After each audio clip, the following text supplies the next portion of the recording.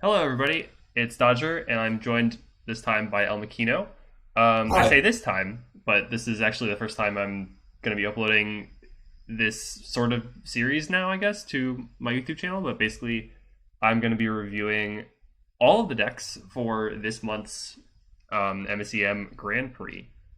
And now this one is going to be kind of crazy because this is the largest MSEM GP that we've ever had, with an astounding 44 players, absolutely shattering the record, which I think was Mistake Island with 36 players. So Yeah, we got that, a so we mhm. got a 5 round event, and I'm really excited. Elmakino, could you talk a little bit about what's new this GP?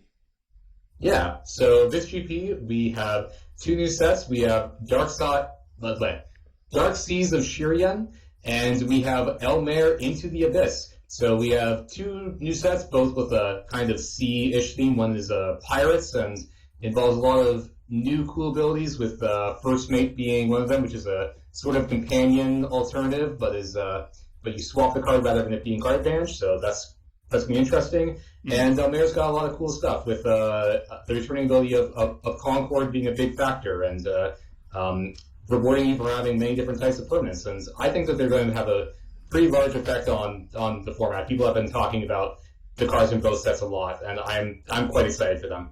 Yeah, I mean, generally, new sets tend to see a lot of play regardless because people are excited to play with the new stuff, and generally, the cards that get played are at least usually the cards that people want to play, you know? Mm-hmm. So, yeah, let's go ahead and get started because we've got a lot of decks to go through. Yeah. Starting off with, so we actually have two decklist dumps because the website can't handle 44 decks on one page, amazingly. So we have, starting with the letter 6 through the letter K, and then we're going to go to L through T. So the first one is going to be 6KJ's Bant Fundraiser. Okay, so interesting name. I'm not sure where the fundraiser comes from, but maybe we'll find out. I'm looking at this, and this is pretty similar to a list that Pip experimented with slash played. It's Bant Concord, and it uses a pretty big suite of planeswalkers, as well as like uh, some good artifacts and enchantments to round out the package, and then has an Iola's Concord package, which amusingly does not have Concord itself, as well as set aside the Dragon Blade to find stuff like Temporary Treason and a couple of strong equipment. Mm-hmm. I think this deck is actually really sweet. I think it's quite good, and it makes a lot of sense because that Stetosan and Timbio are two new cards from the Dark Seas of Shirian, Mm-hmm. and I think both of them are very strong. And this deck is utilizing both of them like fairly well because the Stetosan package of equipment goes well with having the extra card types for Timbio, and all these cards are just very strong on their own also, and it's just a lot of good individual strength and also a good amount of synergy, and just makes a quite a good mid range deck. And I really like this. It feels very well rounded. I will say this is very much not a 6KJ deck. I feel Yeah, like yeah. 6KJ is very solidly a combo player, and this is very solidly a mid range deck. Mm. So it's kind of funny. I will say, like, I think this deck kind of lives and dies on the strength of its 3-mana planeswalkers. So Pithwilt is something that's very good in this matchup. It kills Hmm. basically everything except for Helene and Najani.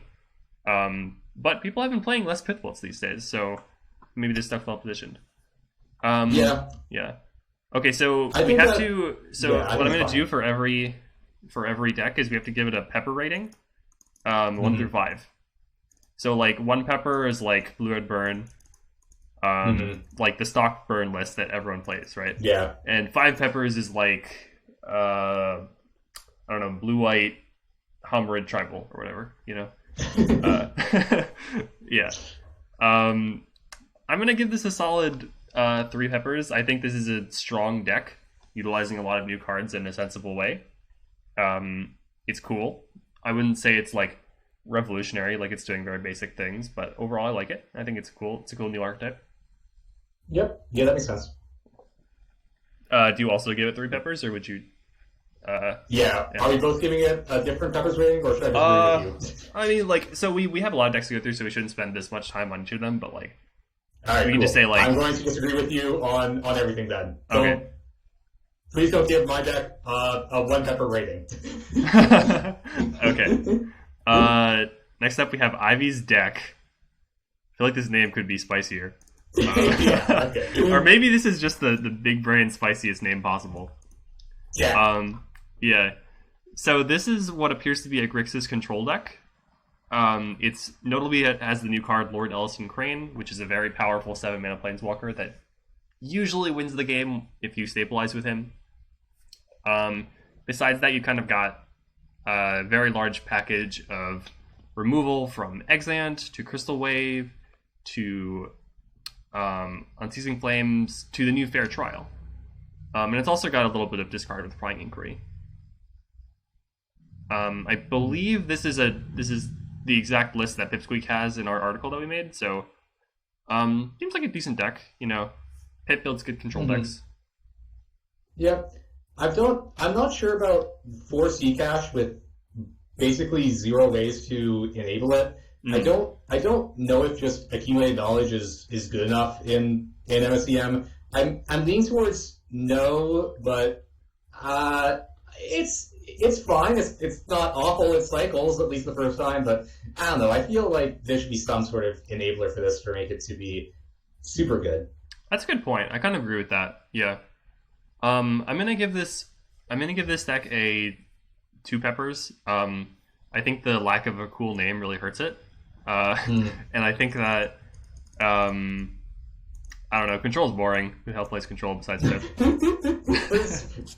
But it's got Lord Elephant Brain. Who doesn't like Lord Elephant Brain? Yeah, but imagine actually casting him. Alright. Yeah. I don't know, this is an interesting sideboard. You've got a lot of different wraths. Anyway, Yeah. Okay, let's move on. Yep. Anna is Dodger, but edgier.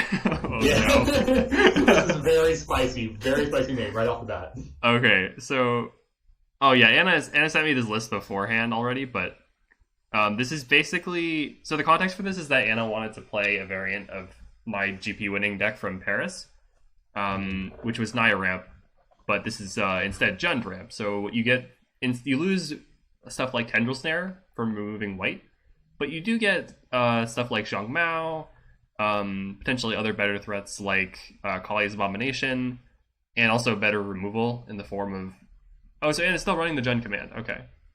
But you do get access to Pitbull, which is pretty big. Mm-hmm. Besides that, the general package remains the same. You have a green-red base. You try to cast Ramp like Kindness Devoted, Farseek, and Tend to the Grove early in the game, and then go straight into your big haymakers. Honestly, I feel like these Jund commands should just be 4 Earthbreaker Behemoths, but like, I don't know. It's kind of whatever. Yeah. At least you have Zhang Mao, so like you can still get access to Earthbreaker if you need it. So maybe like threat diversifying is good. I really, really like Zhang Mao as a card. I think he's amazing. And I'm really happy to see it being played in this sort of ramp style deck. But now that I read Jund commands, I'm not impressed by it. I guess it's a wrath, but do you even want to wrath with this in your Kind's Devoted deck? Jund command feels like a standard card, honestly. Yeah. I agree. Also, I looked at this deck beforehand, and I'm not really feeling the Epic counter package in the sideboard. Oh yeah, I didn't check the package. So you have Sang Jin, if you cast a counter on turn 2. You have Cower Woken, which I guess is supposed to punish control decks. You have Adarna, just like fine, I guess. And there's Zhang Mao. I don't really see the scenario where you would take Adarna instead of Zhang Mao, unless you maybe have like some big 3 in the yard, which I guess is the scenario. And Cower is a very important target, yeah. It's true that like a lot of my best targets for Epic Counter were actually white. In the Paris deck, stuff like Mary is a really good Epic Encounter target. So is Salem and Serto. Yeah, like I don't know. I think this deck seems good. Overall, I like all the cards except for Jund Command. Although I feel like Adarna might be a bit of a pet card. It's not terrible here, but I don't know. Yeah. I also feel like one Hellion Devastator, like, this is one of the It's best. kind of random. Well, I feel like you should probably be running more of this card if you're Anna. Like, maybe you just turn the Gentmans into Hellion Devastators, but it is true that if you're running a bunch of Pithwolts, like, at some point, they kind of reach a point of diminishing returns, maybe. Yeah. Another thing that would be cool is if Zhang Mao was able to find a Marissa in this deck, and then Marissa could return Zhang Mao to play and then go off from there. But that's pretty sick. That'd be cool. Yeah. Yeah, that'd be a cool thing if that was in this deck. Yeah, well, anyway. I'd give this deck, I don't know, 3 peppers. It's got some spicy includes. Some nice fun ups. Alright, Ashes Grixis Pile. Okay. At least you know what you are. It's fine. Okay, it looks like this is an Animorph deck. So I've seen Egg play this deck before. Basically, it's control, but you don't run any creatures, or any permanents, really, besides lands. And you get tokens either with Rugger's Frenzy, or Pearl Fracture, or you animate your Living Gallery, then you target with Animorph, you polymorph into Unified Theory, and then Unified Theory wins you the game by recurring your Rugger's Frenzy over and over again. It's a deck. It should beat up on non-control decks that don't really have ways to counter the Animorph. The problem is that you still can get blown up by aggro, so like you kind of need to stabilize the board and get up to like 8 mana sometimes to like ensure that you can win the game, but it does have the potential to essentially win the game on turn 4. So like I think it's a pretty solid deck. Yeah, the only thing is that I'm definitely feeling like the fact there are no sweepers in the main board means that I do think that this is going to suffer against aggro some, despite all the 1 mana 2 mana removal. It feels like it can suffer. I think this might die to burn pretty easily. Yeah, but it should be well positioned against mono green. Yep. Yeah. Actually, I'm not even sure. There's no black removal in here besides Exant. Oh, yeah, you're right. It's just, this does not seem very well placed against the counter deck that won last GP. Well, so the good thing about facing aggro is that they don't have ways to interrupt your Animorph. Sorry, about mono green. So like, as long as you don't die, you might be fine. But the Animorph doesn't even immediately win the game. It gets you Unified Theory, and then you can return Raw, which is obviously very good, but it doesn't really win you the game immediately. If you're already very far behind, you're not going to immediately win. I think it's worth noting that this deck gets to play Garth for free, essentially, because it doesn't actually change its plan at all. Mm-hmm. I think that's cool. I think Garth is really good. Like, you know, it's nice that if you're opening hand, like if the situation calls for it, you can just get a 3 mana 2/4.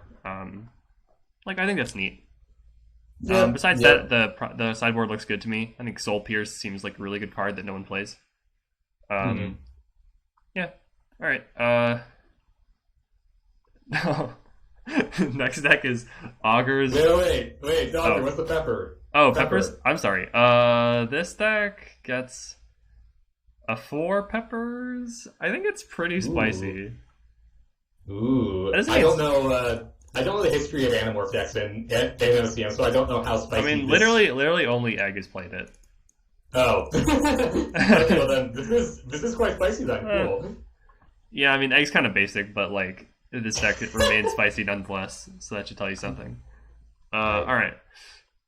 Augurs, Dodgers, Crunchitize me, Kevin. I think this is a copy of the Valencia deck that I posted.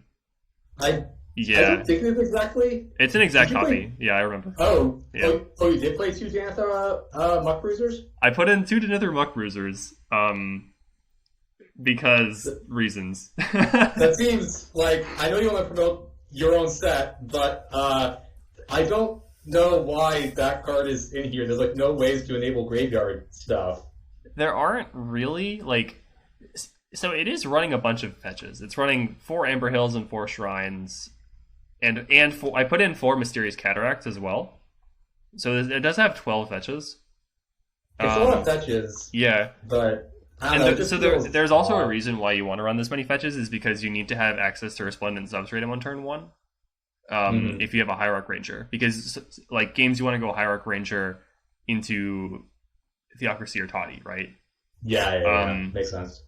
Yeah, so like I actually had the 12 fetches first, and then I was like, what are some ways I can take advantage of fetches? What are some other specific 2-drops that I can run in the main deck that cost 1G, right? And you want to have a variety in your deck so that Toddy becomes stronger as a search engine. So that was kind of my reasoning for like why I put in the Muck Bruisers. Some matchups, this thing just gets huge. And like especially against decks that operate on lower land counts, this thing basically has hexproof. So I think this card's quite good, honestly. But I haven't played with it, so who knows? I will just say that I did play a game the other day where I faced down a Muck Bruiser that was a 26-27. Yeah. That doesn't surprise me that much. It grows really fast. Yeah. Yeah. Anyway, I think I like that this deck... Oh, Augur may have altered the sideboard a little bit. I don't remember all of these includes... Actually, no, I remember all these. Yeah, okay. Yeah, so, just to point out, this is a first mate deck that uses Valencia of the Conqueror. I should have pointed that out earlier. Sorry about that, viewers. Yeah, I mean, I think this deck is okay. I'd give it like, I don't know, 2 peppers probably. Actually, no, the name bumps up to 3. Yeah. Yeah. All right. Valencia turn 2 is pretty spicy. Turn 2 Valencia is really sweet. Yeah. That's why this deck also runs the Elvish Opportunist. There's so many 3-drops you want to get in early. Yeah. I'm glad that this deck has a home for Merciful Euroda, because I always really like that card. And it's kind of a bummer that doesn't see much play anymore. Cool. Alright. Next up we got Bill's 12 ounces Peach Weenies. Oh, so this is my friend Billy. Okay, yeah. Cool. He's an IRL friend of mine. He told me he wanted to play White Weenies, so I made this deck for him this morning. Okay. Yeah. It's basically a deck based around... it's basically like a Concord aggro deck. So it runs stuff like Marrow Legend Maker, and it also runs 4 Coralite Champion and 4 Lily Retreatant to make it really easy for you to get extra enchantments and stuff. You've got Seto-san, the Dragon Blade, that can search up your Myrmidon's Warhead if you want, or it can get you your 1 of Temporary Treason or your Skypath Pilgrimage. Honestly, I have zero idea if this deck is good or not. I brewed it in like 10 minutes. Now that I'm looking at all the cards, I could probably use a couple more artifacts, but at least you have 3 Stock Healers. Yeah. I do feel that they're... Oh, the Stock Healer makes it a bit better. It definitely feels that you will often have enchantment creature lands and just a ton of those, but nothing else. At least Seto counts, but yeah, I probably could have balanced the numbers on this a little bit better. Oh, I don't know. What do you expect? I had 10 minutes. Yeah. It's fine. It's totally a fine deck. I like that this deck does something that I think more decks should do, which is splash for sideboard cards. So this deck is splashing blue, just to run 4 Spell Setter in the board. And also so you can run the Skypath Pilgrimage and Temp Treasons, but like, but like you get this pretty big benefit off of like a small cost here. Yeah, so I like that a lot. Yeah, that makes sense. I feel that isn't really something that people do much in MSEM, but people do it in real Magic. People do it in real Magic all the time. So, yeah, even in like Standard, people splash for negate their red-green deck. Yeah, I mean, I don't know. I think this deck is fine. Like, it'll attack people. It'll punish slow draws. It has some amount of staying power. It has the ability to be tricky with stuff like Seto-san. So, like, I think it's solidly fine. I'd give it, like, a 2 pepper. I don't know. Do you agree or not? Yeah. That makes sense, yeah. it's cool. I like it. Yeah, Good it's fun. stuff. Okay, Blue's Eclipse is I am the storm that is approaching. Okay, so this is a storm deck.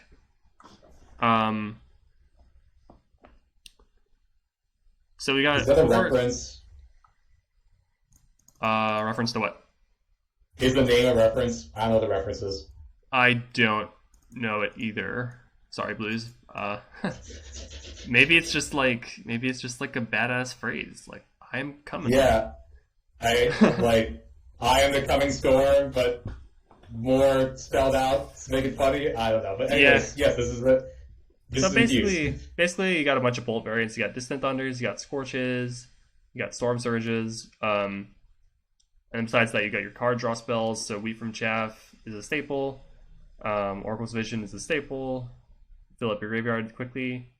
Magmatic Cache is interesting. Kind of makes sense if you're storming off. You don't really care about the lands that much. Finish Off is a card I designed, so that's cool. It's basically just shock that can be bolts if you cast a cantrip, which is not that hard to do in this deck, obviously.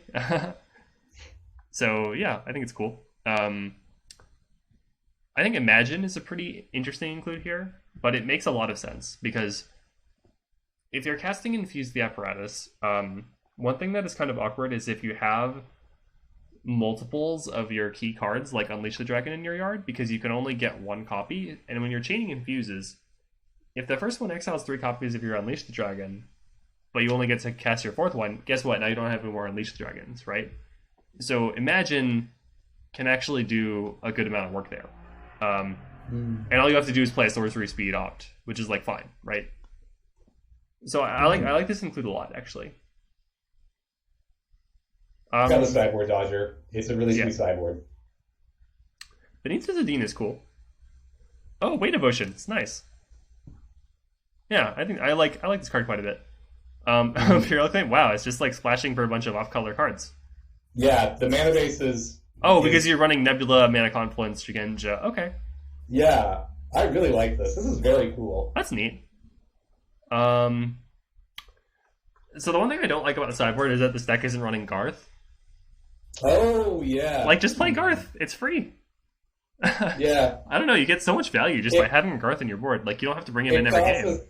It costs a sideboard slot, but yeah, I do feel like, I think Blues was discussing earlier how they just never feel like they would ever want to cast Garth, and I think they're underestimating it a bit, to be honest. I very much disagree with that statement. Like, there are going to be matchups where your opponent is interacting with you, like, primarily on the stack, or, like, think about if you play against a deck like Villainy, right? They are going to have to side out a bunch of their creature removal because your deck doesn't do anything, or it doesn't do anything against your deck, right? Once they do that in game 2, like, just bring in Garth, get some free value, you know? Yeah. Totally makes sense. I do think that Blues should have played a Garth here, yeah. Yeah, I don't know. I mean, like, I think this deck is cool. The sideboard is really sweet overall. I like that it's using some of my cards. I think the Imagine include is really good. I don't know. Like, I think it's cool. I would be interested to see it in action. I'm going to give this a 4 pepper rating. I think this is a really cool deck. I think the sideboard does a lot to increase the pepperiness. Okay. We got Boof's Speed Burn. Alright. So, first of all, we should note it's a first mate deck. It's got Hugo of the Shadow Staff. So basically, it's going to be using only 1 and 3 drops. And as you can guess, you basically got a ton of strong 1 drops. You got Ambitious Necromancer to help get them back. It's got Putrid Lurker, which is great with like your self discard. It's got Distant Thunder and Fiery Temper, which is a great combo. Overall, very solid list, I think. I think the Sunrise lands are pretty suspect. I feel like these are not going to help you at all since your deck is mostly operating at sorcery speed. Unless I'm missing something. Is there something that I'm missing here? I agree with this. I don't really think that those are necessary. There's just the 8 instance. I also really disagree with the 2 Murky Peats, but then not running any utility lands. At this point, kind of random. At this point, mono fetches need to be used to get utility lands, or they're not worth running in your deck. There also probably should be some more diversification between Log-Torn Fields and Crumbling Precipice. Hey, there's 0 crumbling precipices in this. Yeah, which is I think a mistake. Pretty easy to say. Mm-hmm. I do like a lot of what this list is doing. I think that like Embroidered Goliath is still a really powerful card that can be abused. I mean, you know this better than anyone. Oh yeah. Definitely. For those not familiar, Elmikkino made the finals of a GP where he ran a deck that basically just pitched their hand at the opponent as fast as humanly possible. It was kind of like Burn, but on steroids, more or less. Yeah. In which he famously lost to someone. I don't know who that was. Yeah, I mean, I think this deck is cool. I like Ambitious Necromancer a lot. I think with tuning, this deck could be really strong, and I can also see it just taking wins because it's really fast. Like, I like this suite of one drop that's got. I think you have Bogborn Charger and Embroidered Goliath, which is really really strong combo. Yeah. One card I want to talk about in the sideboard is actually 2 cards I want to talk about in the sideboard. One is Flaming Point Technique. I think this card is kind of a sleeper hit. I agree. Yeah. Because that 1-man destroy target artifact, I don't even know if MSEM has.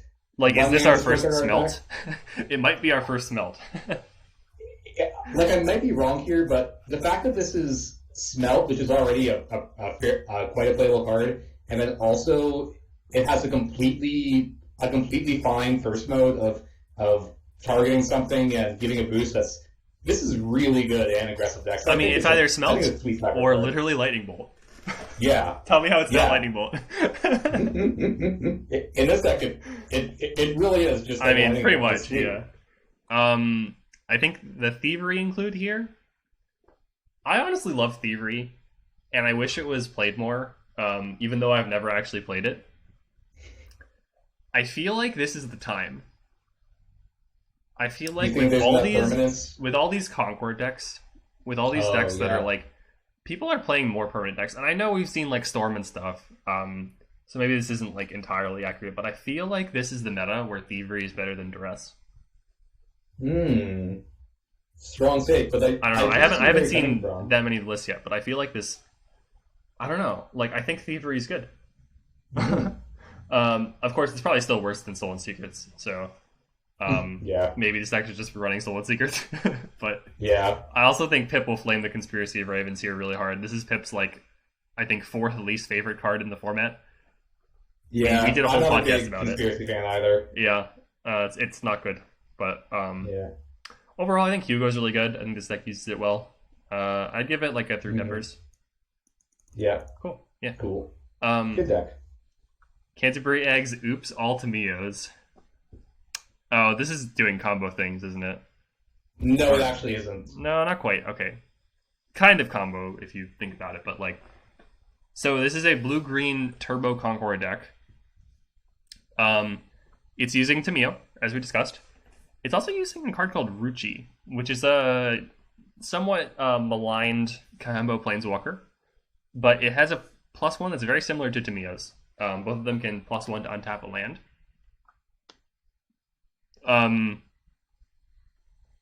Now, what are we untapping here? There's an Elrayan, but that doesn't really work as well. Yeah, I faced this deck in League, and the Bruchis, A played 2 Bruchis against me. All they did was beat removal spells, and I was like, alright, I guess you played the 3-amp removal spell, but I don't know what they're supposed to be. Here's what they do. They untap your Warded Tomes. That's what they do. Oh yeah. Oh yeah. Egg did mention that, and I was like, oh yeah, that's sweet. And then I forgot it until you just said that. That's neat. Like I like that it can do that. I feel like this deck should be running at least one Heart of Zadina. Yeah, that makes sense. Maybe that's just overkill. Like, you don't really ram into it a lot. Like, you're just trying to cast Scion of Torrent and Seismic Colossus here, so you don't need that much mana for that. But Sabne's ability. Sabne's ability, that's true. I also think this deck should be running Onzen. I feel like if you're running Scion of Torrents, you want an Onzen in there. Yeah, that makes sense. Seismic Colossus is still a really fucking good card. Uh, it carried me to the top 8 of GP Mistake Island, which I honestly probably did not deserve with that abomination of a deck. It was a bunch of efficient stuff. It was and yeah. When you were playing it, so yeah. Yeah. I don't know. I think this is Egg usually plays decks that are good but not great, and I feel like this is one of those decks. Like I don't think it's bad by any means. It draws a absolute metric ton of cards. I don't think this goes over the top of decks that are trying to go super big. But it does have good tools to beat mid-range. And it's also pretty fast at doing that. So yeah, I think this deck is like the Jund killer, basically. Yeah, despite being like a blue-green deck, because you are playing 4 Seismic Colossus, this is definitely a deck that can kill a lot more quickly than one would think. Yeah. Which is pretty sweet. And Silent Torrents does a very good job at closing the game. Yeah, and it's also made concessions to beat aggro because it's got 3 Snowfield Mother in the main. So like, yep, I like that. Overall, I think it's a cool deck. I'd give it 3 peppers. Cyber Chronometers, My Heart Will Go On. So yet another Tameo deck, except this one is creatureless. It is also featuring Cybers. Okay, Cyber's actually only running 3 colors here. It's a Bant control deck. For other permanents besides Tameo, you've got Edge of the Water, Terraformer's Globe, and Ostracizer Orb. So it makes sense. You just kind of set these up. You only really need 1 other permanent to make Tameo worth it, like with the -2. Besides that, they've got Out of Body Experience, Event Horizon. The 2 Imagine here seem kind of strange to me, like kind of a strange pick. Yeah, I don't know if they're about either. I feel like I'm missing something. Maybe it's just to have more Children of the Clouds. So, like, Cyber's running 3 Edge of the Water here, so maybe they're worried about decking? Maybe. I don't know. Like, you got a Heart as a demon here. So, there's an Epic Counter package. You can get your Heart, you can get Cower, you can get Bahum, you can get Mari. Oh, Sigil of Radiance is a really good Cyber card for this meta. I think this deck is... It's a pretty... Like, I can tell it's like a Cyber deck. You got Recall, obviously. One thing that's interesting something is about that, this makes me not like it very much. I don't know why. One thing that's interesting about the deck is that this is this is definitely not an amazing deck for Tameo, but I think that we're just seeing the raw power of this card in that even when it's not being like utilized extremely hard, it still is a fora because you're just enabling it like a small amount of these removal spells and it's Edge of the Water, and then like having Heart makes it good, but all in all, it's just a very good card advantage engine that also helps you with ramp and I think the reason like it's so good here is because a lot of these old decks used to use Mabel Far Dancer to like just to untap your Heart, and this does so, but with a better -2. So yeah, I mean, like, it's a good deck. I feel like I don't really like how this... Actually, I can't put my finger on it. I can't. It seems good. Seems like a good deck. Yeah. I think I like it more than you. I don't know. Children of the Clouds is sweet. I don't really... No, I mean, this deck probably wins. Edge of the Water, but... Edge of the Water is a solid card. Yeah, no, I can't find anything bad to say about this deck, really. I think it's built well. Alright, I'll give this I guess 4 peppers. It is pretty unique. That's like the most resigned 4 pepper rating. Yeah, well, I haven't given a 5 pepper yet. Yeah. Okay, so we have our staple, Crush Castles 23 with the Crazy Train. I honestly really like that we have like players who just play the same thing every time. I think it adds a lot of character to the scene. Yeah. Like, this is a different list. Has it changed? What's new here? Yeah. Oh, Last Passage. There was Last Passage, and there were no cobbled transports. No cobbled transports. No. What's the card that like Forge Master's Altar? There's no Forge Master's. Yeah, that's in the side. Oh, I see. Okay. Yeah, I mean, Last Passage is a good way to win. Like, it's better. It's weaker to fewer things. I mean, because when this deck gets going, you literally just draw your deck. So like, it makes sense to just run the card that's like 2 mana, you win the game at that point, right? And it also plays well into the deck's stuff. Like, it can generate mana if you have enough artifacts in play. It makes you ride the storm it makes you ride the storm 3 mana cheaper. It lets you get 3 free loots, in case you like hit a lot of lands. Last Passage does add a lot here. Yeah. Yeah. I think that's really sweet too. Last Passage is a much more efficient kill than cobbled transports ever were, because I definitely saw Crash play some games where they would, for example, accidentally go down to 3 cards and realize that they hadn't cast enough cobbled transports yet, and realize that they decked themselves because Helm speed isn't a May on the Progress 6 ability.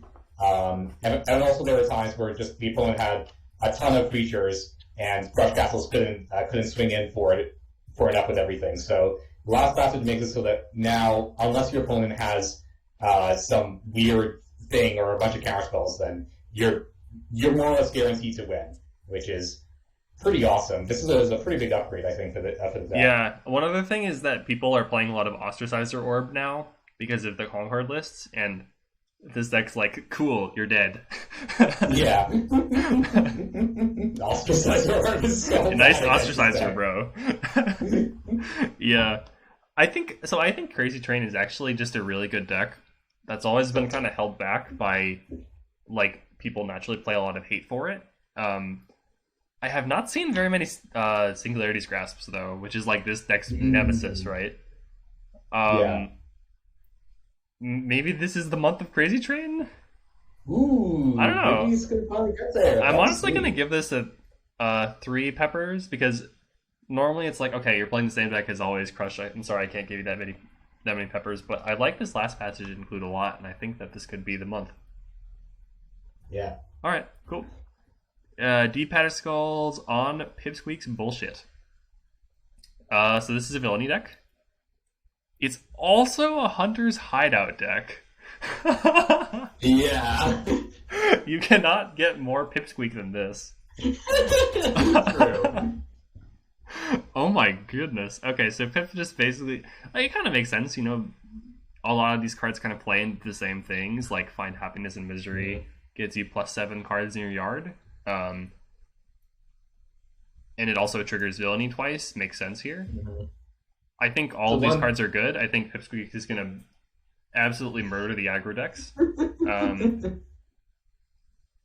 I like that you have 2 ways to win between Hunter's Hideout and Villainy. And you can also win with Xanagan too, or Monument of Queens. Yeah, there's a lot of win conditions. The one thing that I don't like is I really don't like the Wealth of the Underbrush Whisperwood split. I really like Whisperwood. I wish there were just more Whisperwoods, to be honest. Well, so I think the thing is you need to be able to find... Actually, wait, never mind. So the reasoning for Wealth is you want to be able to fill up your graveyard faster, because Hunter's Hideout is a thing, and in some matchups, like, the speed at which you enable it really matters, I think is the concern.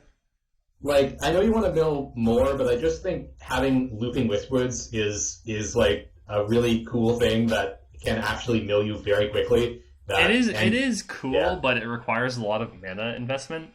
And most matchups, you don't get to just sit there and dawdle around spending 2 mana to mill 2 cards, you know? And then also you get back... There are 24 more hits with a Whisperwood than there are with Wealth. That's true, and that's why you're playing a split. Like, at the very least, you can always just get a land with this, and you care more about digging for your win condition and getting lands in your yard, or and getting cards in your yard. So, like... Yeah. Okay, Whisperwood, you lose out on the 12 instances and the 12 sorceries with Wealth, but you gain 25 lands. So, yeah. Yeah, so like the hit rate is actually higher on wealth because you mill more cards. If you consider everything an equal hit, which like hitting lands isn't quite as good, but like I think in general the split makes sense to me, and I like this list. I think it's interesting that there's only 3 prying inquiries in the main, but you do have. I think these sideboard choices make sense. I think this list is like, okay, we're not losing to green. That's why we're running the Afterlife Takers do instead of Violent Collapse. It's also got Once Abandoned, which is a great like all-purpose removal spell. It's got Jar of Champions in case you want to go on the attack. I think this deck's really solidly built. I mean, it's a Pip deck, and it's also like Pip's signature archetype. So I think it's cool. I'm gonna give this deck a 5 pepper actually. Oh wow! Nice. I think this combo here is really spicy, and I'm excited to see how it does. Yeah, all right. This is my deck. Yeah. Okay, so have you seen this list already? I think you said you looked through some of them. Yes. Yeah. So, I kind of always knew that I was going to be playing Oil Driller in the GP, and I knew that I was going to be unearthing it because I think that combo is really funny, and also really strong. But I was kind of unsure about what the best shell for it was, because I ended up building like a template that let me build unearth decks. So I just had like I built a bunch of different unearth decks, but the first one that I built was the one I stuck with. And basically what you're trying to do is use this 12 pack of cards, Deform Sanity, Gifted the Phoenix, and Distant Thunder, to ditch your 3 drops, and then you can recur them with either Unearth or Ambitious Necromancer. Now, this deck would be absurd with Torment lands, but obviously we don't have those anymore because they did stupid things with these cards. But we still have, I think the addition of Oil Driller helps a lot. And if you'll notice, this deck also is a Hugo deck. So you don't always take Hugo, but in some hands, if you don't get a hand that's like, okay, I'm just gonna like ritual out all my guys and kill you, you can play a slower game. Play your discard spell on turn 1 or something, play Hugo on turn 2, and like try to just play a regular aggro deck. And I think that flexibility worked for me because I didn't have many 2-drops that I wanted to run anyway. One other fun thing is I'm running 4 Bearer of the Lanterns in the sideboard with no way of casting them. Yeah, I saw that. because this deck pays so much life with Gifted the Phoenix and Bloodshed Prophet that I just felt like I really needed a way to have a chance against Burn. And I feel like Bearer of the Lantern kind of wins the Burn matchup by itself. And I also just have so many ways to discard my own stuff that it almost doesn't even matter. Like, I can just get this out pretty easily without casting it. So I decided to take the risk and run it. Yeah. I still think it's kind of sus. I get where you're coming from, but I feel that having only 8 ways to get onto the battlefield with Unearthed and Ambitious Necromancer is quite it's ambitious. Yeah, the deck does see a lot of cards. I feel like you could play. I feel like you could play the like black lightning healers effect that's players only in this format. Punishing Heat? No, it's like it's one of these other decks fast later. It's like just 1 black. They lose 3, you gain 3, scry 1 for 1 in the black. It's like Soul Burn or something. Well, first of all, that's even cost card, so I can't run it with Hugo. Oh yeah, duh. I did consider running some 2 CMC cards in the board, just like being like, okay, if I board this down, I'm not Hugoing. But I honestly think that like from my reps Goldfish in this deck, I think it's actually, you see so many cards with Bloodshed Prophet and Gifted the Phoenix, and like you're cycling stuff with like the Forebode tokens from Dust Lieutenant. Like, you see a lot of cards, and you also mulligan pretty aggressively. So I think I'll be able to hit her when I need it. Hopefully. Well, we'll see. It just, I don't know, it feels like if you're going to go that way, maybe you could even go even deeper, where you could just like have some other completely uncastable 3-drop that's just as stupidly good in some matchup that Yeah, just maybe. not exist. Maybe You might be right. I mean, like, I don't know. Yeah. This was an area where I just didn't find something that was castable that actually did anything versus burn. Like, there's not very many good 3-drop life linkers in black, actually. Yeah. I don't know. Burn is a matchup where, like, you need to have answers for it or you just die. Yeah. So that was my concern. And I also knew it was a thing people play. Yeah, like it is true, and even though this is completely off color, it is also like a good card, and any of the other cards that are in color are just worse. Like you could play white light, but like that's just like I did consider white light, yeah, but game 4 draw card is not as good. Yeah, I don't know. It's also worth noting that Performer of Ambition, if you do get to flip it, will win you the game versus burn. Yes, but it probably won't flip. Is the thing. Yeah, that makes sense. Yeah. Anyway, okay, I can't pepper my own deck. How many peppers is my deck? I think that your deck is. I think it's fairly spicy. Definitely the bears make it more spicy than it would be. I think I'm gonna give it a 4. Okay. I think I'm gonna get 4 peppers out of 5. Yeah. I'm alright with that. Yeah. I think this deck is very good. Personally, I've done stuff like flip Performer of Ambition on turn 3, which honestly felt kind of unbeatable.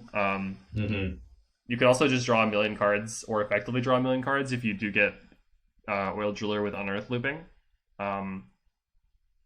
Which takes it seems like Embradu should be in this deck. Why is there Embradu? Yeah, I considered Embradu. It's more of a, like, the reason this deck works is because all the cards kind of fit together. The Schengen Renegades is kind of a flex slot, but I found that Schengen Renegade helped the deck overall more. Whereas Embradu is like, running it makes all the other cards in the deck worse, right? Yeah.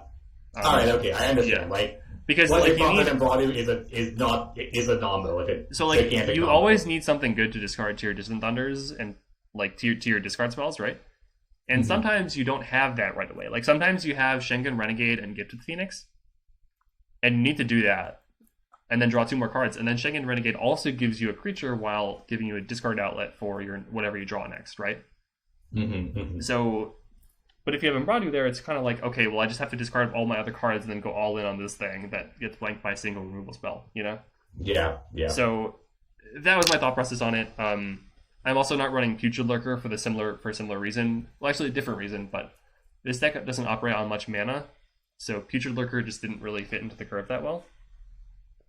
Yeah, I know. Let's get to the next deck. Yep. Cool, we have a lot of cards left, a lot of decks left. Wow. Yeah. Okay, we might have to speed this up a bit because I think it's been an hour, maybe a little less than an hour. Okay. It's been a bit less than an hour. I don't know. I'll go count how many decks. Oh, okay, I love this. So this is from Dork. It's an Under the Sea deck, which is the card I designed. It basically lets you get once per turn Omniscience if you have Conquered on a 5-mana enchantment, which is sweet. And since it counts on other people's turns too, you can play it and then immediately cast a big instant on your opponent's turn. Something like Kraken Time. Yeah. Which is fucking sick, honestly. Like, if you cast Under the Sea and cast Kraken Time, you basically win, because you can end your opponent's turn, take an extra turn, and then you get 2 free spells, or you can make a 6/6. Like, if there's just so many things you can do. It's also running Sights Beyond, which is a great card. It's got Idyllic Odyssey here, which seems like a strange inclusion to me, but I guess it does, like, give you 2 out of 4 for 1 mana. Yeah. It's also good against burn. It's true. Power Soul Engineer seems solid, giving you a ramp while also giving you an artifact and a creature. You got Timeo, of course, showing up in a lot of decks. We got Volta Hearth, which is a solid include for Conquer too. I think this deck's sweet. I don't know. Give it like a 3 out of 5. Yep. Yeah. I faced this deck, and I was able to beat it, but it was a super sweet deck. Really sweet. Yeah. I really like this deck name as well, because it is a Saga reference. Yeah, one thing I have to say, though, is that it's running 2 different art islands, but 2 of the same art planes, and that is annoying me. Dork's here to tilt you, I guess. Yeah. I like the whirlpool rides in the sideboard are interesting. I'm not sure if it's better than Kraken Time at all, but yeah. Anyway, Dravos's Flowering Night. I think this is just a run back of Dravos's last GP deck. It's basically I think it is. Yeah, this is a deck I built for them. It's just Timur ramp with Epic Encounter, Tend to the Grove package. It's got Secret Elizabeth, which is like Dravos's pet card basically, but it's also a solid card. When you ramp into Tyrant of Tributes and Earthbreaker Behemoth, and just kind of smack them with your big mana. Yeah, I mean, it's a solid deck. I've talked about this deck before. Like, I think it's solid. I don't know, 2 out of 5 pepper deck. Yeah, very, very no nonsense doing its thing.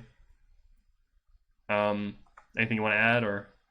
Nah, I do feel like we should probably speed up a little bit. Yeah.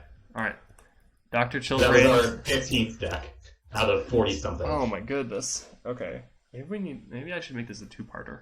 I don't know. Yeah, we can cut it after. Yeah, I'll just keep going until I feel like stopping, I guess. You're free to jump out at any time. No, that's fine. I don't have any energy. All right. Dr. Chillbrain's Friendship ended with Plasma Addict. So basically, Chillbrain is running Burn, but this time with black in the deck, with Reckless Festivities and Curse of Bleeding, which is kind of like what Augur did last GP. Although Augur is actually not on Burn this time, which I think is kind of surprising. But yeah. Notably, the new card here is Suitor of the Sea, which is a card that everyone kind of agrees is really good. I think it's less good than people are making it out to be, but I don't think it's. I think it's good, so I don't know. Yeah, it's definitely good. I think it's better than Banished Companion.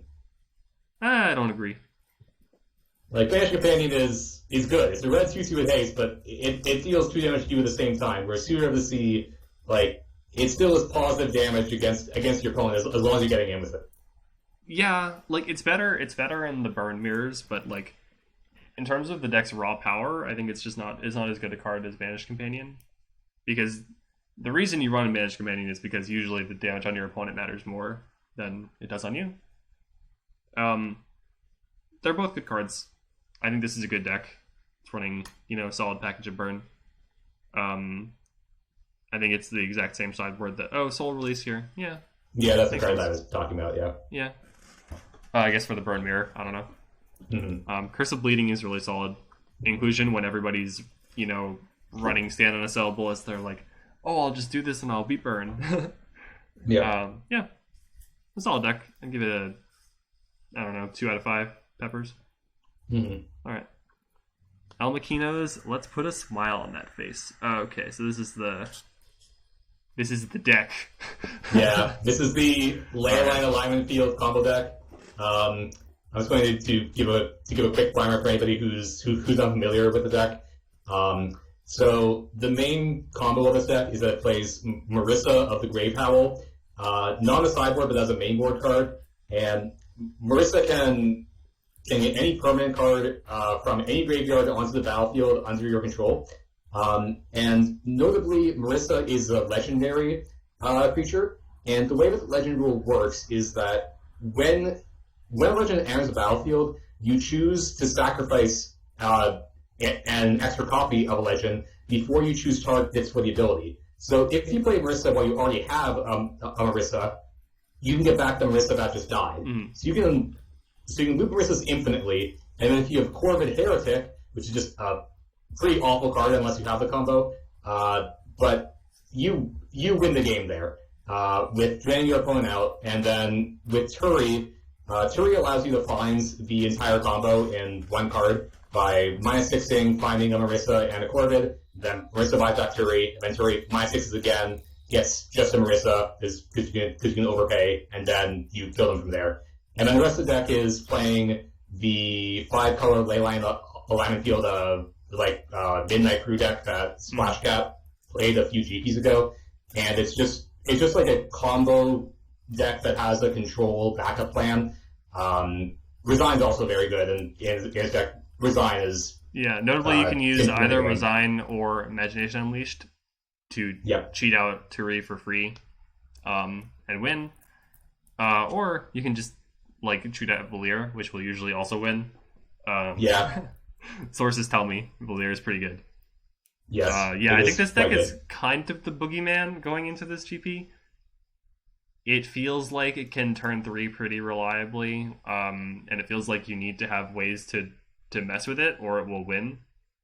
There are ways to mess with it. You can kill the Corvid Heretic. You can, mess with its hand. You can exile its graveyard. Like, there's stuff you can do at the very least, but you do have to do it quickly.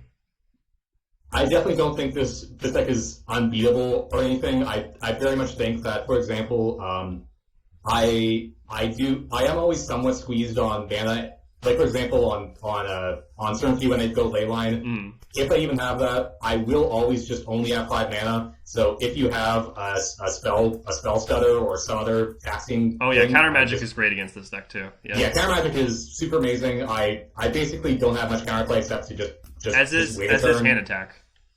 Yeah. Yeah. I don't know. I think it's the kind of thing you need to be ready for, but it's not unbeatable. I'd give this a 4 peppers. Maybe. Actually, I think this deserves a 5 peppers. Turn 3 combos probably deserve a 5 pepper. Yeah. Yeah. Yeah. All right. Next up, Fifths, Pips, Hugos, Villains, Devils, Bargain. Nice name. It's a villainy deck that runs Hugo. I think this deck was posted in our article. Rend is a spicy inclusion. I think that, it's like, this is a very fifth deck. It's got Pay Up in here. Nice. Yeah. I think Pay Up is a card that is surprisingly good. If you get answer me this question, Elmikkino. If you get Pay Up on turn 1, right? And I choose the best card in your hand. You can either discard the best card in your hand, and make it so I can play a turn 2 villainy, or you can just discard another card. Or sorry, no, you can either discard the best card in your hand, or you can discard another card and make it so I can play a turn 2 villainy, right? Like, it's kind of a win-win either way. Yeah, like, I very much feel that, like, unless I am completely not scared of what my opponent's doing, I feel like very often I'm going to just pitch the card that he chose. Yeah. I think Pay Up is definitely strong, and I just and I really like it in a deck that plays villainy also because you care more about like it's really good in decks that care more about like card quantity than quality, because also like if your opponent if you're just trying to get rid of all your opponent's cards, then it makes sense. Culminating Despair is pretty spicy card inclusion too. And Hugo, we've already kind of discussed the benefits of that. I'm gonna give this deck like a 4 peppers, I think. Yeah. Yeah, Agravoni's cool. Yeah. All right. Gallows Spellmaster GOTY edition. Important note: this is supposed to have 4 ethereal spellmasters in it. The deck is 56 cards. Last time looking at spellmasters in it. Oh, okay, cool. I guess those were added. Yeah. I think so. Basically, how this works, real quick, is it's a reanimator package. You cheat out Ethereal Spellmaster by discarding it with Weep from Chaff, and you return it to the battlefield with like Temporal Resuscitation. Ethereal Spellmaster finds a card that copies it, namely Vivid Mirage. The copy finds another Vivid Mirage, and then the copy finds another Vivid Mirage. And then, after you've exhausted all your Vivid Mirages, you find your Boundless Evolution. And then you go get your... Is this deck not running Volcanic Pounce? You don't really need the Volcanic Pounce because the Balanced Evolution's already... Like, the Vivid Mirage tokens already have haste, so the Balanced Evolution's copied to haste. Okay, so never mind. Yeah, I stand corrected. Yeah. You don't need it, really. Okay, never mind. Yeah, that's true. So you make a bunch of hasty 5/5s and you kill them. Fun magic. Or 5/3s, I guess. Yeah, so to beat this deck, you need either Counter Magic or Grave Hate, or you will lose. Yep. Yeah, I mean, it's a good deck. You can also just reanimate Heart of the Deadwood, which is a solid reanimation target. I'm going to give this deck, like, I don't know, 3 peppers. Yeah. I feel like in this current, like, with the deck that I'm playing existing, I don't know exactly why you would choose to run this deck over it, since they're both kind of turn 2 combo decks, except that this deck has, like, no B plan whatsoever. And you're also running more dead cards, like more garnets, basically. Yeah. Yeah. Like, I don't exactly know why you're playing this over, except for maybe it's just, like, you're more familiar with it, I suppose. You could say, like... actually, no, I don't even agree with that. Yeah, I think your point mostly stands. All right. Next up is Gateways, Derude, Seto, Sandstorm. This is the first one that I have not seen so far. So. Okay, so this is basically the first deck we looked at. It's like kind of 6KJ's deck. Slightly different though. It's got first general of the wards. Besides that, it seems like almost the same exact deck. Negate main deck is interesting. It's kind of a statement.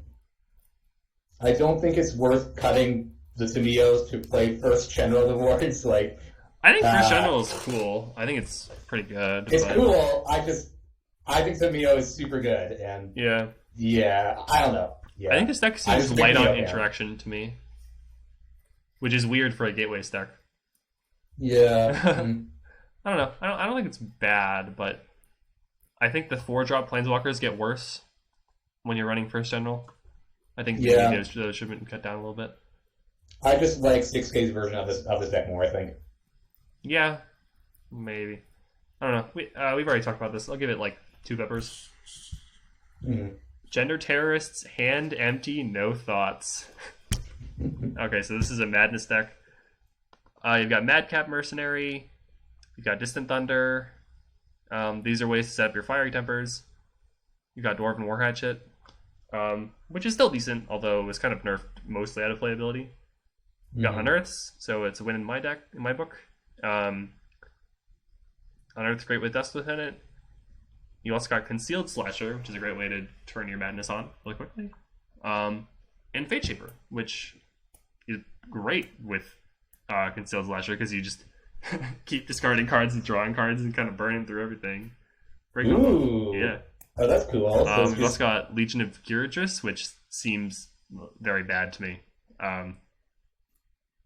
Not like very bad, but like kind of a worse Crypt Breaker. This deck can kill on turn 3, so whatever we say, it does have that going for it. It can kill on turn 3 if you don't have Removal Spell, which isn't, is good. I overall like this deck. I think this deck should be running less than 4 Lavatorn Fields. I feel like you're going to get hands where you draw 2 Lavatorn Fields and you hate your life.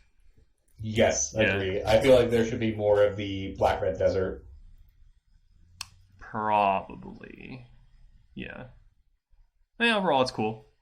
Oh, it's got Denithra Oracle. Yeah. That's funny. Another Dodger card in. Yeah, alright.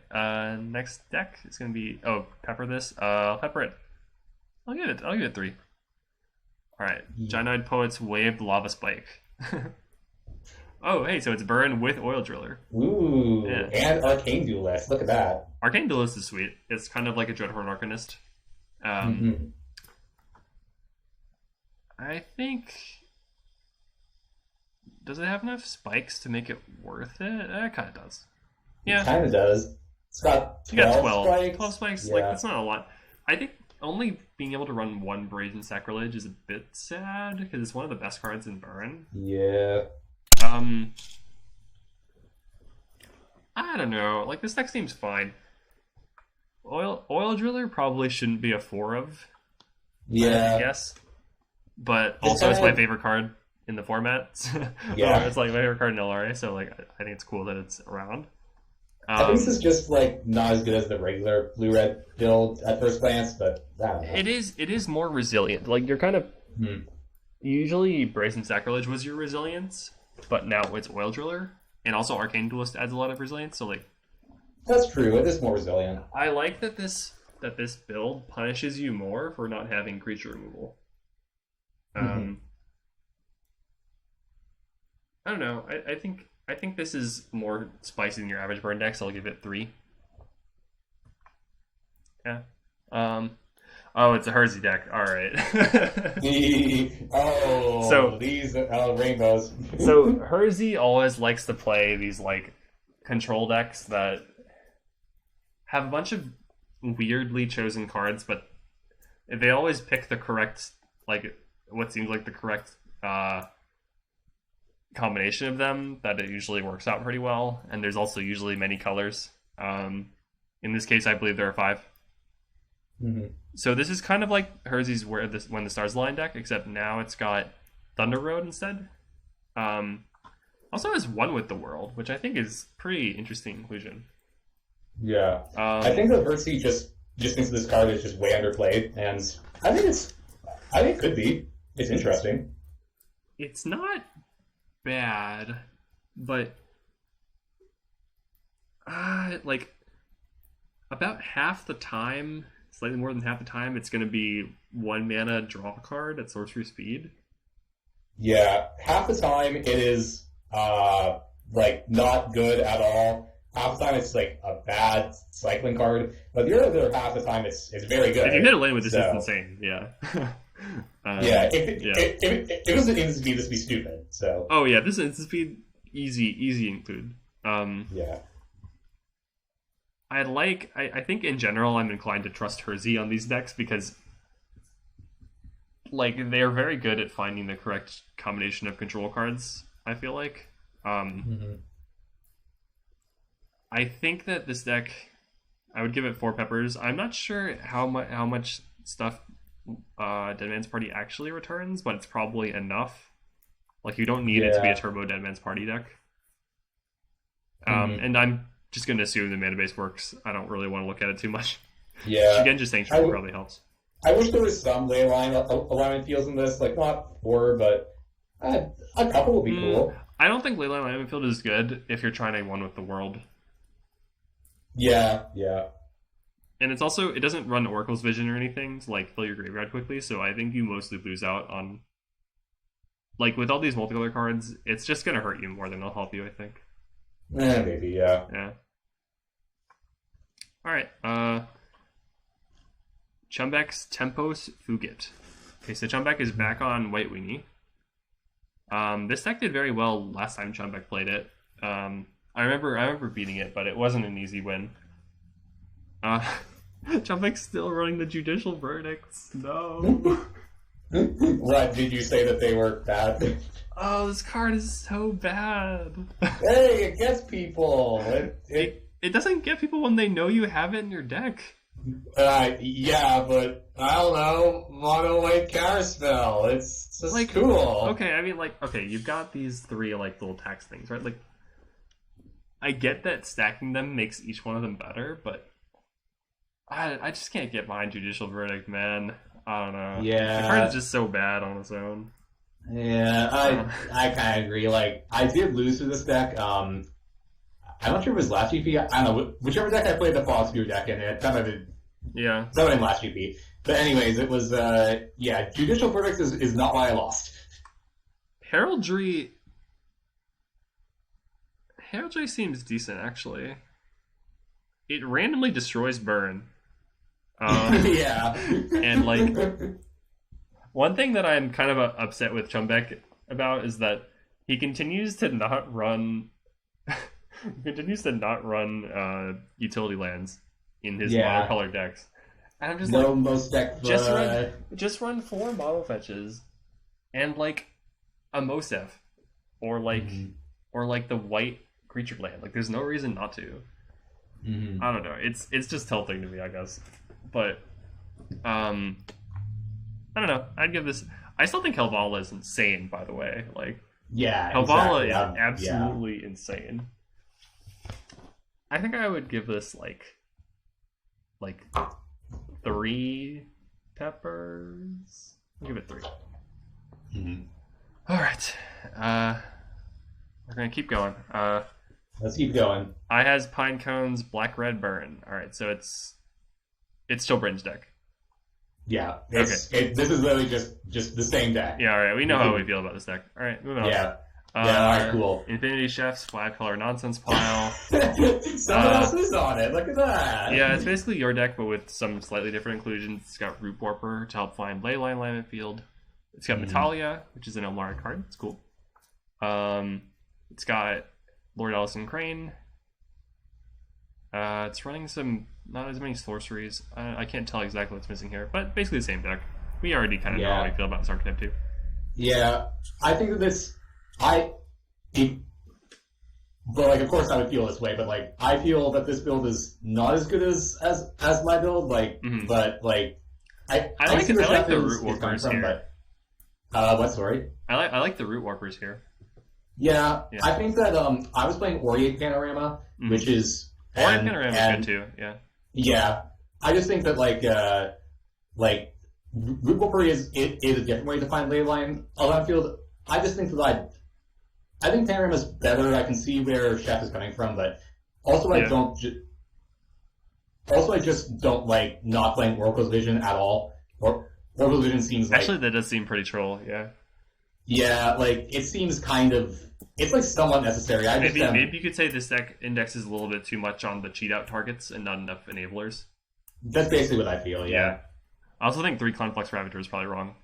Yeah, like, of course this still can get turn 3 wins, but I feel like this is a somewhat inferior build, but especially since the deck is also just kind of inconsistent sometimes. Yeah. Like it just sometimes does nothing, or it folds to like any grave hate. So yeah. Yeah. Alright, insert names, Blessed Blade. I believe insert name went 5-0 in the league with this. Yeah. Basically, it's kind of like the canon modern deck Hammer Time, which is cool that we have this in MSEM. But basically, you're using these cards that work with equipment like Marrow Legend Maker and Armored Flunky, and you have these big ass equipment like Experimental Battle Armor or Culling Blade, and you can get them out, equip them to your stuff for free, play them for free with Blessings of Armor, use Set of Sand to tutor for them, all kinds of tricky stuff. House of Forgotten Whispers is an interesting card. I believe it's just Cryptic Caves from canon, except easier to sack. Yeah, I just read Blessings of Armor. This is such a nutty card. Oh, you haven't seen this card before? Oh yeah. I have not seen this card. Like the only reason this hasn't been abused more is because we just don't have the targets for it right now. Yeah, there's no Argentum Armor or whatever. Yeah, no, I mean now you have Culling Blade. Yeah. There's also Experimental Battle Armor, which is a good combo. Mm-hmm. Helm of the Infinite is kind of crazy too. Mm-hmm. Yeah, just like it makes it so everything is just a random stock healer or something. Yeah, or you can make all your creatures Marrow Legend Makers, so whenever any of your creatures attacks, you get to impulse for something. Like, this deck can actually get a ton of card advantage, which I think is cool. Like, I think this deck's really sweet. Yeah, I agree. I'm not sure, like... actually, I don't know. I think I'll give this 4 peppers. Mm-hmm. I wish this deck was running more utility lands, but also you have very low curves, so I kind of see where you're coming from, not running any tap lands, so like I'm not going to dink it too hard. And you do, like, the House of Forgotten Whispers is at least saying, like, okay, I want to, run some Horizon Canopies. Like, I kind of get that. I'll give it 4 peppers. All right, we're pretty close to the end of the first Except that we have another 13. Yeah. All right, so Caillou's, I stole this from Pip, and also want to use exactly 0 IQ this tournament. Very honest deck name. Yep. So this is basically Egg's list, but slightly different, looks like. Yeah, another blue-green Concord deck. Yeah, it's running Rock Roll instead of some other things. It's also got Epic Encounter, which I believe Egg cut. Egg also doesn't have Wheat from Chaff. More or less the same deck, though, otherwise. It's got an Epic Encounter package. Yeah. I think we already talked about this, but like this deck seems good. Yep. Yeah. Yep, good. Fine deck. I'll give it 3 out of 5. Mm-hmm. Kenneth's Mardu Mafia. Ooh. No, Mardu Mafua. Oh, Mafua. I think it was Mafia. Yeah, it looks like Mafia, but I don't think it's supposed to be Mafia considering there's only Mafua. Yeah. Okay, so it looks like it's a. So you've got Wayfaring Pilgrim and Weeping Soul, right? So you clearly are going to be trying to gain life, right? So you've got the Wrens here. You've got Engrave, which is kind of like a way to take advantage of the fact they're gaining life. Wicked Blow is interesting. I think it's fine. Yeah, seems solidly fine. Valor Charm is a good card. We all know this. Bittersweet Reunion.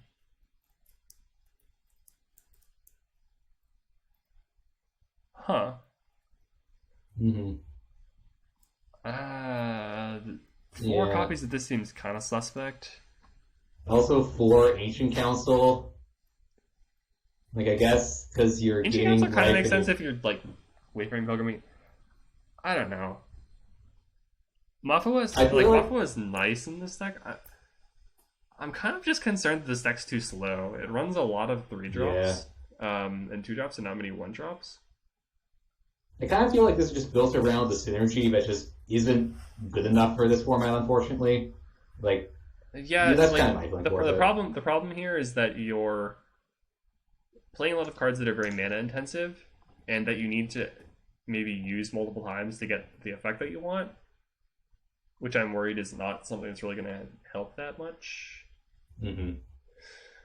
I don't know, man. It's like, I think it's cool. I could be very wrong, but it seems less than ideal to me. I'd be interested in seeing how it does, though. I think it's a neat idea. It's a cool brew. It makes use of a lot of like unplayed cards, which is sweet. I mean, It is a spicy deck. I'll give it like 4 out of 5 peppers. Mm-hmm. All right, definitely spicy. Oof. All right, we made it through the first page. Okay, you said there are 13 on this page. That's what it said on the other. Oh, we can do that. Only 13. That's great. We already did. And we already did 21. 29. 29. Oh my god. We're actually more. We already did 31. We already did 31 because there are 44. Yeah, right? 31. Yeah. So there are 13 on this page. Okay, yeah. Legion's Essence Leech. Okay. So we've got some random removal spells. There are 15 on this page, actually. Okay. Yeah. Caldish Schemes. Oh, huh. Interesting card. I've never seen that before. Propaganda Division. Whenever you cast a non-creature spell. Okay, is this like your win condition? You got Essence Dehydration. That card seems terrible. This is like the we have villainy at home meme. Of course.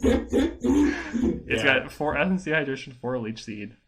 Curse of the Pierced Heart. Go. Okay, so this is basically saying I'm gonna play a control deck. I'm gonna run my Pith Welts, my Anguish and Makings, and my Calder Schemes. By the way, Calder Schemes make sense in a deck with Essence Dehydration and Leech Seed, because on your turn, or at least with Essence Dehydration, because on your turn they'll lose life and you Calder Scheme for 3, right? Yeah. I am concerned that while you are taking the time to play these 2 and 3 mana enchantments, the aggro decks that you are trying to beat by running all these removal spells will kill you. Mm-hmm. If you spend your first 3 turns playing your Pith Welts and your Anguish Unmakings, which by the way aren't good against aggro, you won't have time to play out your life drain spells, and then they'll just draw back up and kill you once you run out of removal spells. Yeah. This deck also runs 0 card draw. Reflect on Serenity can kind of like give you an outlay for your mana, so that's nice, I guess. But I'm not optimistic about this deck. I guess I'll say that. Yeah, I also think that there are a fair amount of questionable sideboard choices. Like, I don't think Upstage will be very good, and Casimir's Ban with no combo with it is also... Casimir's Ban, it feels like the card's really good for White Weenie, but less so for this deck. I guess the idea is, like, once you get your life drain spells out, then you cast Casimir's Ban, and they have to spend turns, like, undoing it, and during that time you, like, drain them out. I guess. I also feel like Slifield Workgate should be in the main deck. One thing that actually is worth noting is that Serene Prayer can gain you a bunch of life against aggro. I'm also just worried about what happens when this faces a deck that isn't aggro. Yeah. Like, you play against control with this list, and you're going to get absolutely destroyed. I feel like this wants to be a villainy deck, or it wants to be like a Casimir's Band, Serene Prayer, like a Tether Simplicity combo thing deck. Yeah, I mean this person's new to the format, so we'll see how it goes. But I'd give this deck a 5 out of 5. I think it's very spicy. It's very spicy. It's doing something very unique, and it probably could be doing it better. Yeah. But cool to see a new person. Cool to see a bunch of new people in the format, though. There were a lot of new people in the format. Oh, here's a deck from Mako. Mako's Discard Nitro.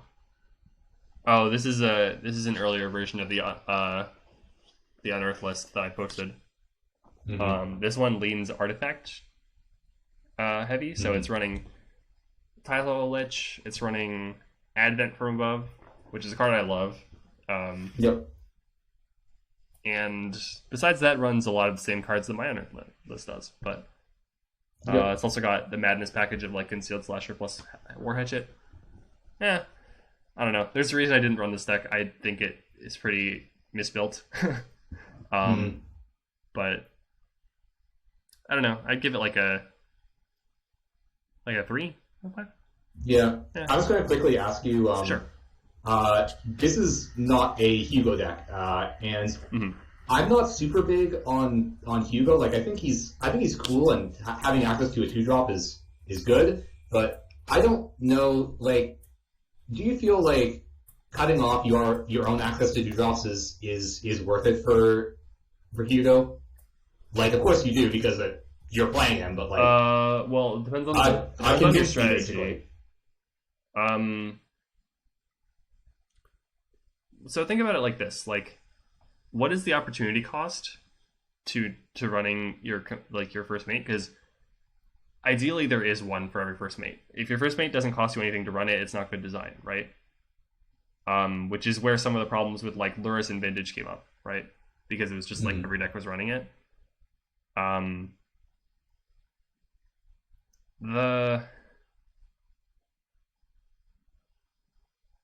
The thing about Hugo in my list is that all of the cards I wanted to run anyway were 1-mana cards that could get my targets for Unearth into the yard, or 3-mana targets that I wanted to hit with Unearth. So like, you aren't missing on that much by cutting 2-drops from your deck, besides like maybe Deadwood Terror, which is less good without Torment Lands, right? Because at least the other cards, they're good to cast, but Deadwood Terror is not good to cast, right? So like, maybe like, honestly, maybe Deadwood Terror would have been better than Baron Lantern. yeah. Like, I'm just thinking about like, I don't know. You never cast Baron Lantern, like, whatever. But the point is like,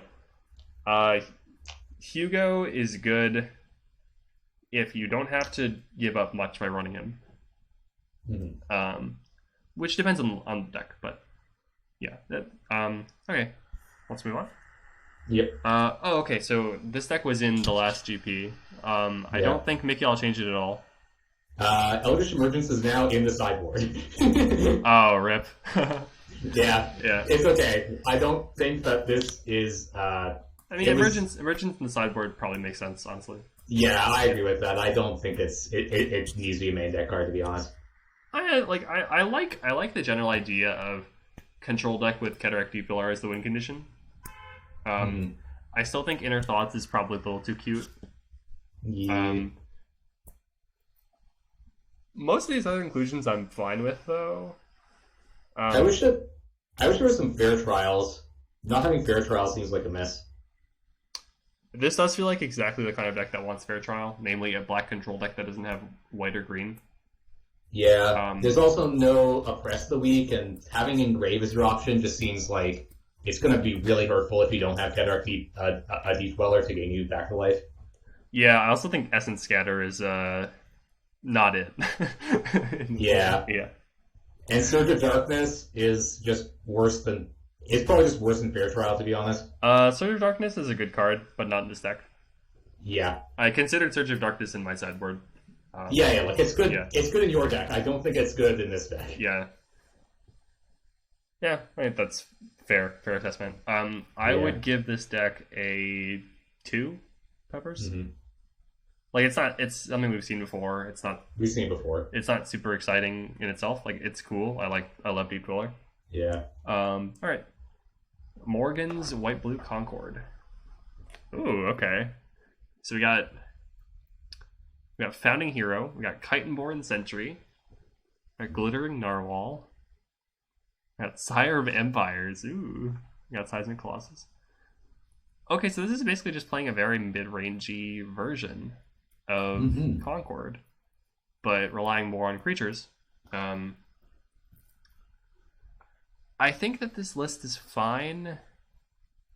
I think you curve out and it goes pretty well. Like, you go turn 1 Sights Beyond or Delicate Odyssey.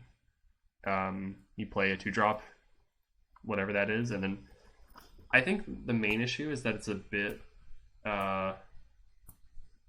condensed on 3 drops right now. Yeah, that makes sense with Glittering Narwhal, Sire, Seto-san. I'm glad that someone's playing Narwhal though. I like Narwhal a lot. Yeah. Actually, there are only 8 3 drops. It's got Enchanting Palace. Or 9, yeah. Enchanting Palace is spicy include. I love this card quite a bit. Very spicy. Yeah. I kind of wish some of the other Conqueror decks were running it. But it's easier to run this blue-white list. I'll give this a 3. I feel like I'm giving a lot of 3s, but I don't know. Yeah. No, I think that you're giving I feel the like inclusion of a Founding Hero feels somewhat weird to me because I can't tell whether this is supposed to be an aggro deck or a mid-range deck, but Founding Hero is really insane with Idyllic Odyssey, so kind of makes sense, I guess. Yep. Alright. Oshni's deck. Deck. Nice. Strong. Ooh, got some funky stuff going on here. So we got... Oh, this is just the deck that I made. Okay, never mind. Oh, okay. I was about to be like, there's so much cool stuff going on. I realized, it's my deck. Yes. Yeah. So it's a okay. deck. Well, talk about it. Yeah. So it's basically a black-white deck, but it's marred. It's flashing red for Lordbreaker Dawson. Yeah. And then it runs some unearths and then no rests as ways to get back your planeswalkers or these 3 drops like Dust Lieutenant Prohibition and this deck Trench Bottom Mariners. Trench Bottom Mariners is great with Dust Lieutenant too because you can sacrifice the Omen tokens to pay for the Mariners and stuff. And you can also sacrifice the pay up tokens, the Prying Inquiry Clues, or Eli's Bullets, or Dawson's Treasures. So there's a lot of different stuff you can do there. Nice. Yeah.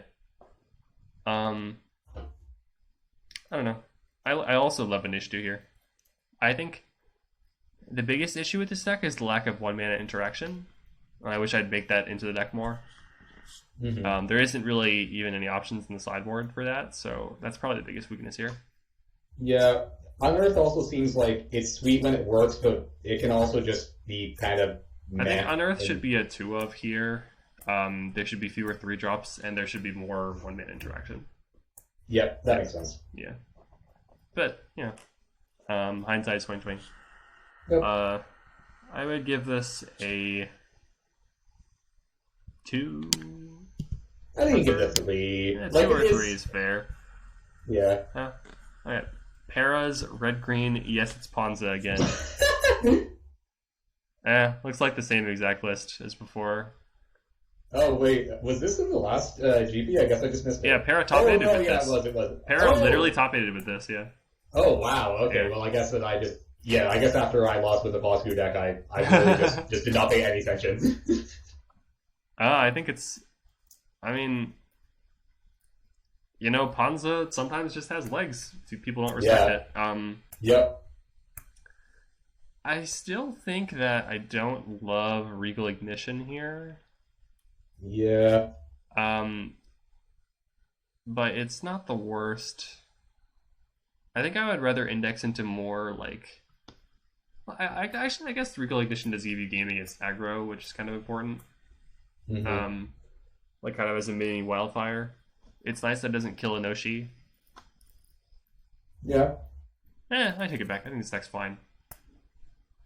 Yeah. Did you face it at all during the last GP? I played against it in one league, and that's it.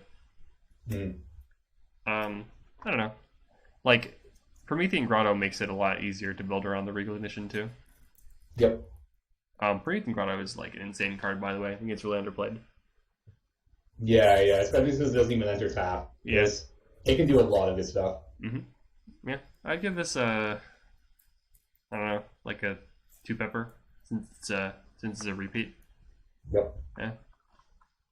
Philippe Sonner's red-green counters. Alright, so it's red-green counters, but it's running a bunch of 1-drops, like Fog Spewer, it's got Slashing Pangolin, it's got Messy's Brood, it's got 1 Scorch and 1 Storm Surge. Kind of interesting one that's there. This feels weird to me. Especially the Storm Surge just feels worse than Scorch here. Yeah, Like, I think that Philippe said that they just like took a list and then just like put a bunch of cards that they liked in it. Okay, this actually makes 0 sense, because not only it's like you're never going to cast this on your opponent's turn because you're not running any instant speed cards, but it also is worse with Fog Spewer. Oh yeah, it's better because if you Storm Surge Orchestrate on turn 1, then your opponent might not have any creatures on turn 1, but they might play one on turn 2, and then Okay, I guess there's that scenario, yeah. But you're also risking forcing your own Scorch to turn into a Lava Spike. Yeah, I'm not saying like I don't really buy that as a real reason. I'm just saying it's not strictly worse. Yeah, like the side part has a bunch of cards that are like reasonable. I don't know. I think I have to give this deck a solid 1-pepper. I feel like not only is it a deck that's like been seen a bunch of times already, it's doing like this split really just irks me. I also think yeah, I don't know. It feels weird. But whatever. Wait, is this deck running Bunny Companion? Oh, it is. Okay, thank God. Yeah. For some reason I didn't see Bunny Companions before, and I was like, where the hell are the Bunny Companions? Alright, Plipsters, Dragons, T Dinte. Oh, do you not get the reference? I don't. Oh, this is reference to Dragolski Dinte, which is the name of Numa Numa. The real name of Numa Numa. It's funny. Yeah. Okay, this deck hasn't changed at all. I don't think. It's got isolated on the board now. It's Thoom. It's been a really solid meta deck for a while. Basically uses the Thoom mechanic to you get a bunch of dragons in your graveyard, and then all your dragons cost less. So it's a very linear deck, very powerful, very explosive. And it's also got Profane Emissary, which is a great combo with Polypools. Yep. We've all seen this stuff before. Yep, good deck. Ricky Rister's Rug Tempo. Wait, Pepper. Oh, Pepper. 1. 1-pepper, yeah, boring. Yep. Same deck we've seen before. Ricky Rister's Rug Tempo. This is a deck that this is actually my first opponent for round 1, so we'll have to see how this goes. But Ooh. Basically it's tempo deck. I think this is the list that was borrowed from Pipsqueak. Yes, I think this is the list that Pipsqueak posted somewhere. Oh, Pip 5-0 to league with it. Oh, yes. Okay. That is a good somewhere. Yeah. You got... So basically this deck started with Pip wanting to run Find Nothing and get it with Cane Dancer.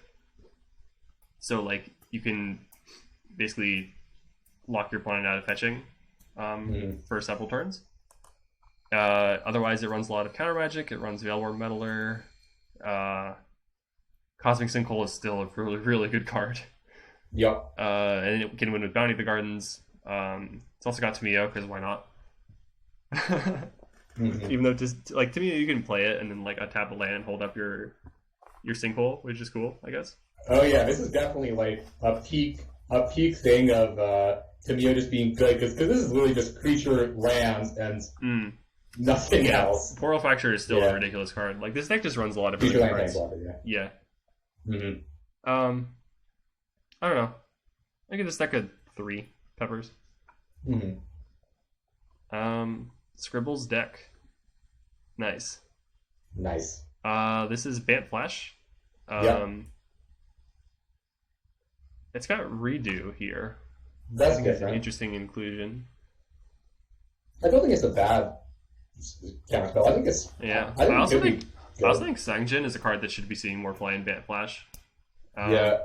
I don't like that there are no portal fractures. Yeah, 0 Portal Fracture feels like a miss. Journey's End feels like it's kind of fallen out of the meta.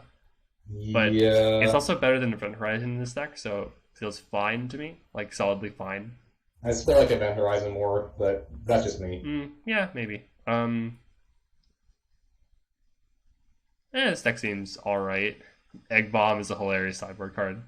Very good against the counters deck. It's true, yeah. Wisdom and Reflection. Okay, so this is like your fuck graveyard decks, I guess. But it's 3 mana is a 3 lot. mana. Yeah, Yeah. 3 is a lot. I don't know. Yeah. I feel like you could just play Sack Bowl or something. Yeah. Although I guess maybe if you're playing like Doom, maybe just paying 3 mana to nuke their whole yard is actually faster than Sack Bowl. So, yeah, maybe. I don't know. I think this deck's fine. I'd give it like a 2 pepper. Yeah. Alright. Splash Cat's Hollow Knight. Alright, also running this. I think this is the same deck as you. It is With not one exactly Metalia. the same. 1 Metalia, 4 Turi, Yeah. 3 Tubalier. Yeah, okay, whatever. We talked about Slightly this deck already. different. Yeah. Yeah. Different sideboard, yeah. Pipsqueak's basically Oko Delver. Oh, okay, this is the same deck as Ricky. Alright, so yeah, this is Pipsqueak's deck. We already talked about it. Yep. MacGuffin. Oh, good. Slimy is- Dryads. He did get to play this. This is awesome. Oh, so this is Vogels, right? Yeah. Okay, yeah. I've been talking with... I'm a little miffed that the it's not MacGuffin. running any of my Elmarez cards that are good with auras, but we can forgive MacGuffin for that. Yeah. Yeah, it's got a shit ton of enchantments. Yeah, exactly. I feel like this deck is prone to like... So it's got 12 Vogels, right? Yeah, it's got 12 vocals. I feel like the issue here is you play your Vogel, right? And you go to enchant it and you get Exanted and you just scoop, right? Yeah. There aren't that many Exants running around, which is a good sign. MacGuffin is playing more Vogels than Vogels usually plays. Yeah.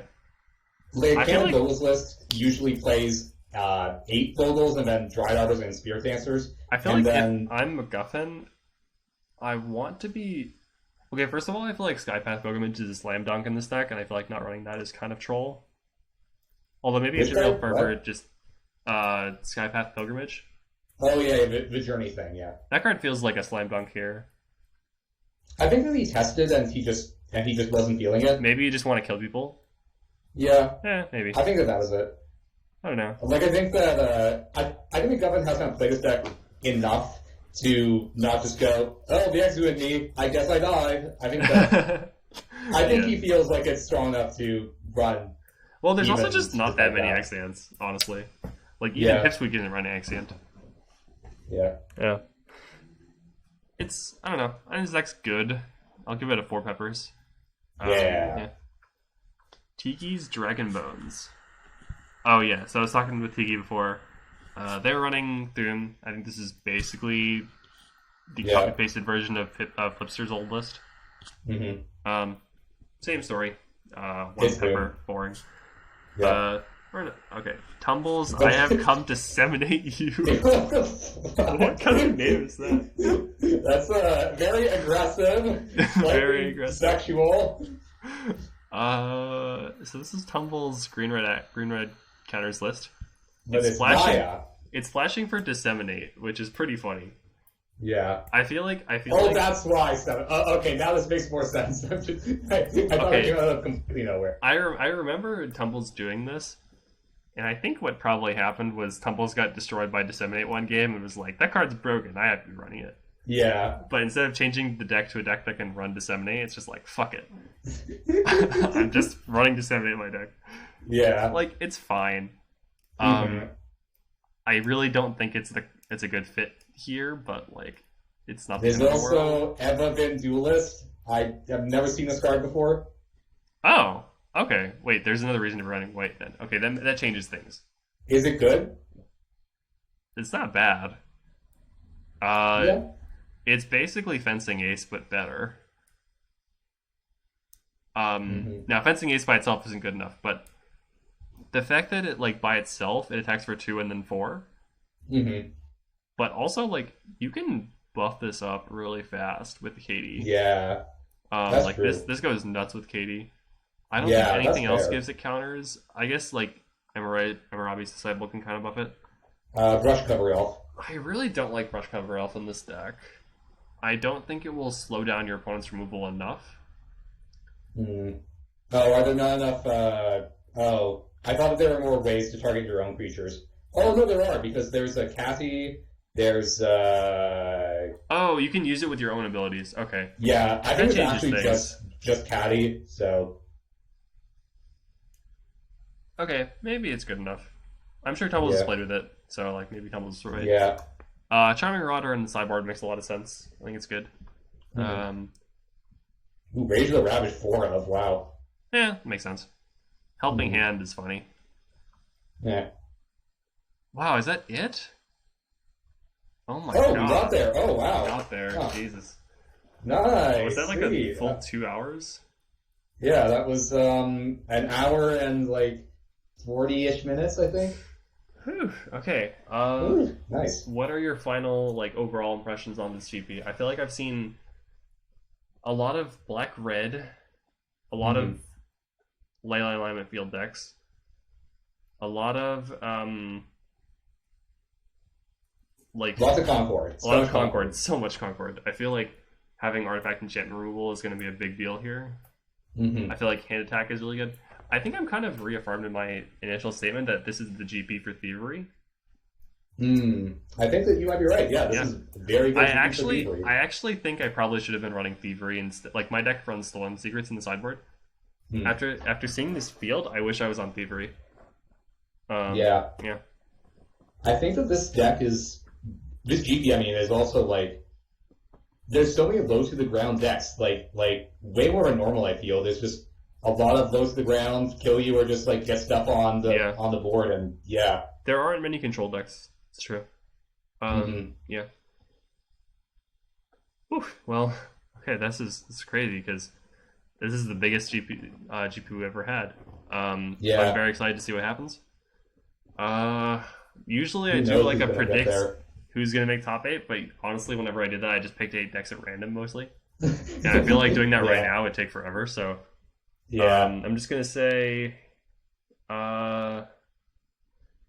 you should be scared of the alignment field combo decks. I think they're really good. Like everyone should be scared of them. Yes. Hopefully you brought hate. If you didn't, good luck. I don't know. We'll see how it goes. I'm excited. I'm excited to play this out and see how it turns out, though. Yep. Anyway, thanks for tuning in. Thanks very much to Elmikkino for joining me. Yeah. Anything you wanted to say before we head out, or No, I'm good. cool? All right. Well, thank you very much, man. See you Yeah, all later. welcome. Cheers.